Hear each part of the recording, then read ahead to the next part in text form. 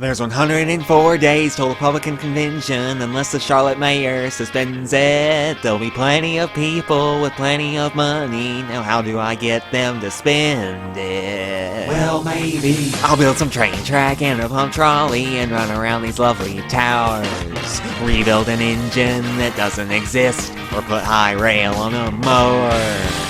Reference obscure things, paving a parking lot or building an ultralight train.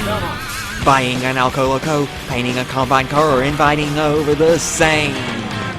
As you can see, there's a whole lot of stuff to build to impress those hosts at Fox. So stick with me, cause Ethan Elfreyman has gotta do a lot. So stick with me, cause Ethan Elfreyman is gonna do a lot. And if you thought that was painful, I could have sang the handcar song, but I didn't.